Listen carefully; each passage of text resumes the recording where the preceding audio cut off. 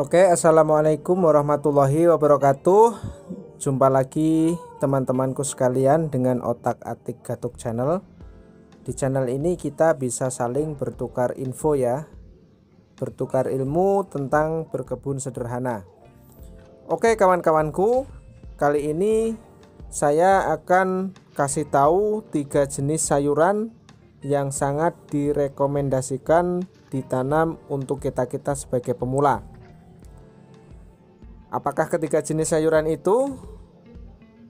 Jadi sebelum ke topik, alangkah baiknya buat teman-teman yang baru menemukan channel ini dan belum bergabung, silahkan bergabung dan dukung dengan diklik subscribe. Dan jangan lupa diaktifkan tanda lonceng agar teman-teman bisa mendapatkan notifikasi manakala saya upload video yang terbaru. Dan jika bermanfaat tutorialnya, nanti bisa di-share, dibagikan kepada saudara-saudara kita di seluruh Nusantara.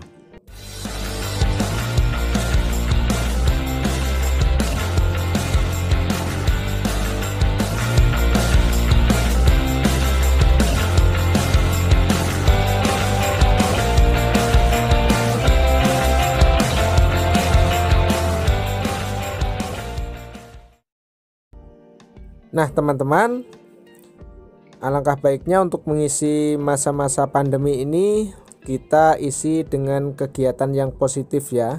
Di antaranya kita berkebun ataupun bercocok tanam dengan cara menghijaukan lingkungan di sekitar kita. Tapi kadang kita masih bingung ya, khususnya sebagai pemula, jenis tanaman apa atau sayuran apa ya yang harus saya tanam. Nah, ketiga jenis sayuran ini sangat sekali direkomendasikan untuk kita sebagai pemula. Kenapa demikian? Karena selain ketiga sayuran ini cepat untuk bisa dipanen, ketiga sayuran ini pun sangat tahan terhadap serangan hama dan penyakit. Pasti penasaran? Yang pertama yaitu kangkung. Kangkung adalah jenis sayuran yang mudah ditanam karena kangkung dapat tumbuh dimanapun dan sangat tahan terhadap serangan hama dan penyakit. Ibaratnya ditanam tanpa dipupuk pun, kangkung ini bisa hidup dengan subur. Bahkan benihnya pun mudah didapat di sekeliling kita. Dan tanaman ini bisa dikembangbiakan dengan cara disetek dari batangnya.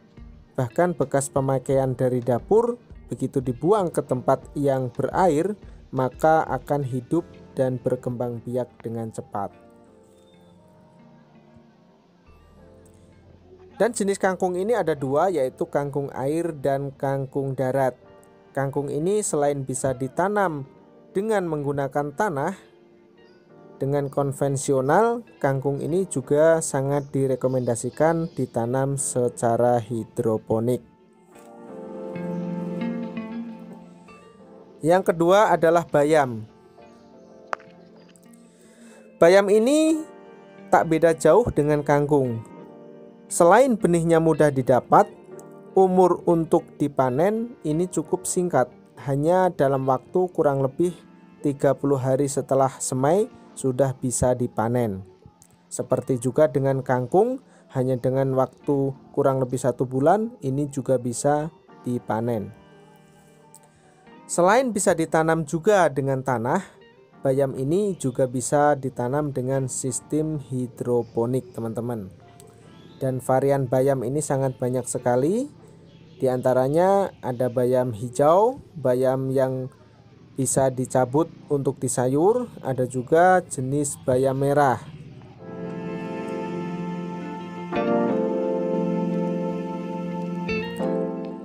Yang ketiga adalah sawi. Sawi juga jenis sayuran daun yang mudah ditanam seperti halnya kangkung maupun bayam. Cuman masa pemanenannya sedikit agak lama, kurang lebih membutuhkan waktu sekitar 40 hari sampai 60 hari setelah semai. Baik itu sawi pahit, sawi hijau, sawi putih, maupun sawi daging yang sering disebut dengan pakcoy. Cuman kalau sawi ini yang suka nongol adalah hama ulat kecil yang mengincar daun dan ujung tunas. Maka kalau tidak suka dicek, maka sawi kita akan terhambat pertumbuhannya. Nah, bagi teman-teman yang ingin menyimak cara perawatan sawi, bisa simak videonya dengan klik link di atas ini, atau bisa disimak linknya di kolom deskripsi. Jadi sawi ini selain bisa ditanam dengan sistem konvensional dengan menggunakan tanah, dengan cara ditanam di pot maupun polybag, bisa juga atau sangat direkomendasikan juga untuk ditanam secara hidroponik. Nah, itulah 3 jenis sayuran yang sangat direkomendasikan untuk kita-kita sebagai pemula. Maka kita menunggu apa lagi? Mari kita segera hijaukan lingkungan alam sekitar.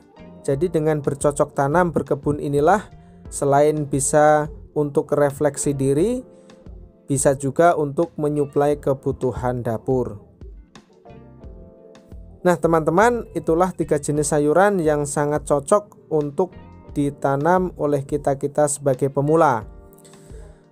Semoga sedikit tips dan tutorial ini bisa bermanfaat, dan jangan lupa didukung terus channel ini dengan di-subscribe agar channel ini lebih bermanfaat buat yang lainnya.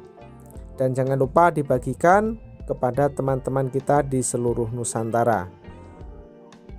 Oke, sampai jumpa lagi di tutorial berikutnya. Akhirul kalam, wassalamualaikum warahmatullahi wabarakatuh.